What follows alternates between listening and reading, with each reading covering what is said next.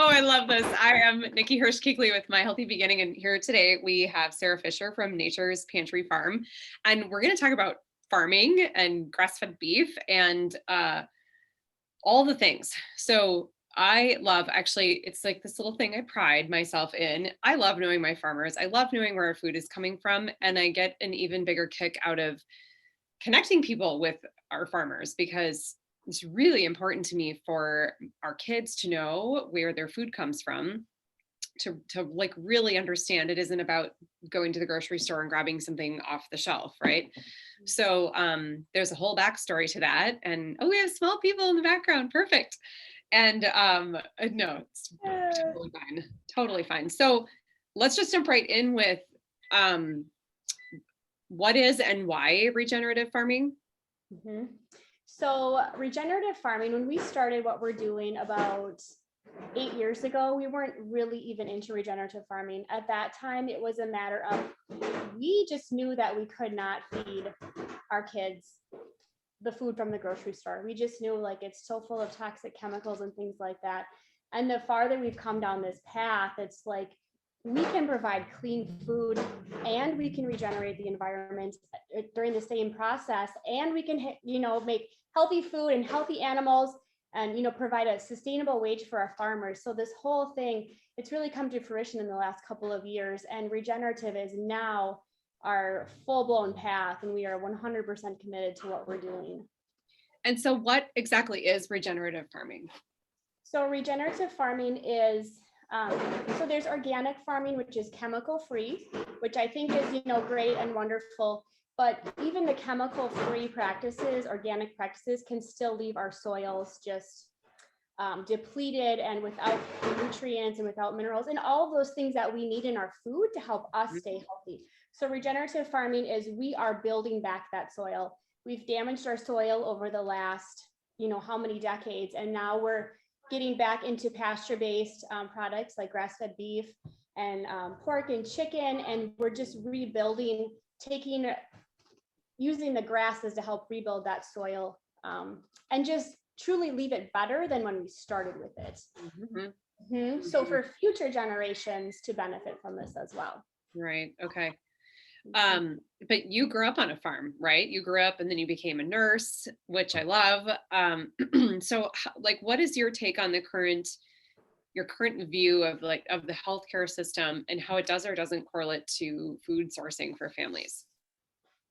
So yes, I did grow up on a farm. I grew up on a conventional dairy farm. We did everything by the book. All the things, as you say. I mean, we just never questioned anything. And then my dad ended up hurting his knee, and he's the one who asked the question, well, why is everybody so sick? And then it was that question that truly led us down this path. And once you know these things, you can't unknow them. Like, I can't know that GMOs cause cancer and feed them to my kids. I just can't do that. So that's what started this. And then as a nurse, it's brought in a whole nother level. I mean, we see patients sicker than ever. It's, what is it predicted? Like 50% of people will have cancer in the next few years. Like, where is the wake up call? 52% of our kids have a chronic disease. I mean, so for us, it was just truly digging into a lot of how food is produced and all the chemicals that are used and all of those things. And then me making the connection. I would be shocked if this was not affecting everybody's health. So it's hard to work in healthcare, Western medicine these days. I love my job, but seeing you as a practitioner, my eyes are so open to so many other things. And I feel like I can truly benefit people better through farming than I can through nursing at this point. Yeah, that's a pretty authentic answer right there, my dear. It's so true.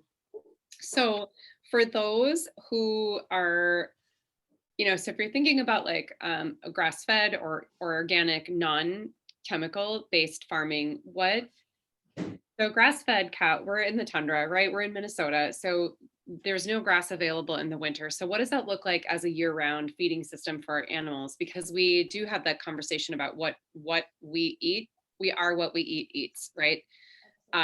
So if they're eating corn, we're eating corn, essentially. So how do you handle that year-round? So being grass fed, we truly keep it grass fed. So our summers are busy moving our cows every day to fresh pasture. So they're out and about as long as the weather allows them to be, hoping it will be like the earliest season ever this year for us, if the weather holds up. But then our summers are also busy with making hay. So we've got, 30 or 40 acres probably of alfalfa. So that we cut and we bale, and it's all of that behind the scenes work that goes in that people don't even realize. Our summers are just packed full, preparing for the winter so we can feed these animals year round. Mm-hmm. So it's alfalfa that they're fed. Yeah, or we'll do just like grass it, ditch hay or something like that. So cows don't truly need a whole lot in the winter to maintain, and we never butcher during the winter. It's only during the peak grazing season. That's when you get your highest nutritional value, when your cows are out on grass. So we'll only butcher from like July to October-ish, somewhere in there. And then that's also why they would call this slow food. Like this is a slow food movement. Yeah, Right. for sure. Right. I mean, some of the steers will be taking for slaughter this year 18 months to 2 years. I mean, it's a lot of planning, and then to feed them that long and raise them up for finishing. What is in conventional farming? What is, how quickly do they take them to slaughter? How old are those animals? How young, I should say? I believe 18 months is, or maybe even a little bit less. So it does take a little bit longer for grass fed. Yeah. They just don't fatten quite as quickly. Although if you plant the right grasses, you would be surprised at the amount of energy and the marbling you can get in your meat if your cows are finished properly on grass. Sure. We've come a long way in learning and knowing, this would be something really good for the end of our season, and finishing our cows on this, like the meat is just amazing. So it's a learning curve for us too, but it's fascinating. Right. Well, I think that living that out loud, though, is actually what's so appealing to people. I've just found that in my own, personal healthcare journey and our family healthcare, the more I learn, the more I share, the more people are like, wait, what did you just say? Like, you just learned this now, you just experienced this now. And I'm not afraid to say that I just stumbled across whatever I did and didn't know it could be impactful for our health. Just because I'm a practitioner doesn't mean I know all the things. It's, I'll stand there all day long, and what is there for me to unlearn, and what can I learn newly about managing not only the health of those in our practice, but obviously at home too. Right. So for a family to source direct, so foods, and also by slow food movement, what I mean is that they're not just going to the store and purchasing ground beef off of the shelf every week with their, the rest of their grocery list, right? So if a family is looking to purchase beef, or pork from you, what does that process look like? Do you have a place for them to come, and can they just pick it up kind of by the pound, or is buying in bulk the only option? Walking me through that, and then walking me through the cost, I think would be, greatly welcome information. Yeah. So we've got a few options for families. For the longest time, we only did bulk orders, like quarters of beef, half a hogs, those sorts of things. And those sell really well, and they're really great for a family. That is the most cost-effective way to feed your family if you're going to eat pasture-raised meat, because let's face it, it's expensive. So we have that still as an option. And then in the last 2 years, we've introduced by the package. So you can buy a pound of ground beef, or one steak, or a roast, or whatever it is that you want, kind of like an a la carte option. And we do home delivery, and then you are one of our drop locations, and then we have 3 others in the cities, and then farm pickup from the farm store is always an option, or we deliver locally to New Ulm as well. So lots of options. Price comparison. Hang on one second. Will, let me put you about that way. We've got a little farmer in the making here. Playing with his bobcat. That's okay. We were playing potatoes at my house yesterday, so. Adorable. So price comparison, a quarter of beef. So you pay us $4.25 per pound based on the hanging weight, versus a pack of steak is what, $13.99 a pound or something. So it's just, even a pound of hamburger is $6.99 a pound. So it's really not even, it's a big cost savings to buy it in bulk. Granted, it's an upfront cost for you for the year, but I always think if you can feed your family off of $800 for a whole year, I mean, that's pretty affordable. You know That what I is mean? very Off of a affordable. quarter beef. If you truly space it out throughout the year, it's more affordable that way. Right. Yeah, Mhm. absolutely. So our beef is $4.25 a pound, pork is $3 a pound, and that's hanging weight. Our chicken is $4 a pound, and that's hanging weight as well. And then so separate of the hanging weight, then there's the price to pay the butcher for the processing. Correct. Usually that's 85 cents a pound. I just figure about $1 because I'm not very good at math. It's easier that way. I mean, all in all, when we started buying our beef and our pork this way years ago, I to this day am so blown away at the cost difference. If you're going to buy your meat at a co-op, or you're going to buy it at Whole Foods, or you're looking for a nice grass-fed meat, right? You're looking at a minimum of $7.99 a pound. Yep. On up for ground beef. And then, I mean, because a steak wouldn't be an automatic thing for me to purchase. And my husband, if he said, pick up a T-bone, I'm like, you pick it up. I'm not paying for that. Right. And so that's crazy, but that's what I love. You've got your hanging weight price, but you've got which ends up being a really small fee that you're paying. It's just a fraction of the cost of the total weight of the animal. At the end of the day, I always say to my husband, like, I cannot believe we can buy meat for this price. Exactly. So yes, it's an upfront cost, but if you also know that's coming, that's one thing. And I love that you guys require a deposit. And then I think was it this year or last year, you started to do a payment plan option for families? Yeah, that was so well received by our families. I bet it was. We did that. So it's like for a quarter beef, it's like $100 a month until the deposit is paid. I know. So truly, I mean, you can budget for it for the whole year if you want to. So, and frankly, I think families would be more apt to do it that way. Like they'd rather pay you the $100 a month and just have that in their kitty. Yeah. Right. Versus them trying to figure out how to squirrel it away if they're really looking to have it make a difference. I don't know how families do it that don't have a freezer full of meat. Maybe I'm just not organized enough, but if I literally can't go to the freezer and just pull out a pound of hamburger, I would be lost. My kids we'd be eating frozen pizza and mac and cheese, which we don't do. So right. No, I say we talk about that too at home, and making sure that we have a freezer full. We now have 2 freezers because that's how we roll. Yeah. There's something just really satisfying. There's it handles the whole scarcity consciousness thing. Yeah. Just knowing we have a ton of meat in the freezer. And so for me as a mom, and as a mom who's committed to Whole Foods, it does make life so much easier. There are far less recipes made at my house and far more dinners that come from in the morning going, okay, what hunk of meat am I taking out of the freezer? And then going upstairs and going, well, what fresh vegetables do I have in the fridge? So we're going to roast that, or we're going to grill that. And dinner's served, salt and pepper, super easy, some Kerrygold butter. Some butter, right? That's all you need. Yep.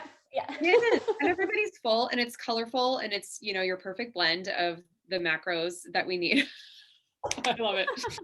He's going to play outside. Because we've got to feed the small people. Yeah, for sure. So the pricing. And the other thing I will say, we totally believe in transparency, and we encourage every single family to come to our farm and to visit us. We want to know you. Yeah. Just like you want to know your farmer, we want to know which families we are feeding. And we offer, with any purchase, it's a $50 coupon. So it should essentially cover your whole family to come in for a farm tour this summer. So we've got a couple of dates up on the website. Mm-hmm. Again, we just love to have people come. And we have people that registered again for this year that came last year. They said, my kids can't stop talking about coming to the farm. They want to come back. They had so much fun. So it's a really great family event, and we encourage anybody to come down and see us. Yeah. Okay. That's fantastic. So let me ask you this. What is top seller, beef or pork? Oh gosh. Let's say beef. Beef? Yeah. And what's the most commonly purchased bulk order? Is it, a quarter, a half? Yeah, a quarter by far. By far. Most families will order a quarter of beef, a half a hog, and a few chickens or something like that. Yep. Yep. Pretty much, that sounds like our story. It's interesting when we brought number 5, or, child number 3, so human number 5 into our household. There has been that quarter doesn't quite last us. Right. quite the same. And so then we have to look at, if I suddenly find myself, at Costco buying organic ground beef, I know that we did not plan accordingly. Because, right. So we personally, I got a half a beef last year. This year I'm getting 3/4 of a beef just because my kids are 4, 6, and 9, and we don't go out to eat ever. Like I do all of the cooking. We just eat that much. So I'm almost out of ground beef, which is a very sad day. Yeah. So we'll make it work though. Yeah. Yeah. Okay. You're wrestling your littles. I love it. Okay. I had one more question. What was it? So we asked about pork, and we asked about beef, and we asked about the cuts. What is most popular? Are people buying in bulk more than they're buying a la carte? Yes. And actually what it turns into is people will buy a la carte and then they'll buy in bulk, which is good. I think people do the math on it, right? Yep. And you want to have the opportunity to try it. So I think because you don't want to, put down this huge amount of money and not know if you're not going to like it. Yeah. So I think giving people the option to try it a la carte is great. Most of them turn into a bulk, especially if you have a family, a bulk order. Right. Like single people or someone who doesn't have a freezer, it's just nice to have that as an option as well. Yeah. Well, I know the hot dogs and the beef sticks and the jerky go like hotcakes when you drop them off here in the freezer. They don't last very long. That is for sure. Yeah, good. It's a good problem to have. I always tell moms too, it's like, look, on those hot summer days, I'm like, it'll be frozen now, but by the time, you put it on your dashboard, and by the time the sun's done beating up, the littles can start gnawing on it in the backseat and everybody will be happy, right? Yes, exactly. Yeah. Even anything else that you want to share with us about farming, grass-fed beef, regeneration? I also just wanted to say our cows don't get any grain or anything, but our pigs and chickens, their bodies are designed, they can eat those things and it's good for them. So we are non-GMO and soy free. So our chickens and then the eggs that we have at My Healthy Beginnings, they are such a hit. Yeah, they will be going out soon to the pasture. They're roaming around the farm right now and they're happy about that, but soon they'll be back out in the pasture. So yeah, perfect. All right, we'll have to make our way down for our visit. Thank you again, Sarah Fischer from Nature's Pantry Farm, and we'll make sure to put the link below the video so people can easily find you, and then know that here at My Healthy Beginning, you're able to grab some things out of the freezer, and we can connect you with Sarah from here if you are interested. Thanks again for joining us. I appreciate it. Thank you. Bye-bye.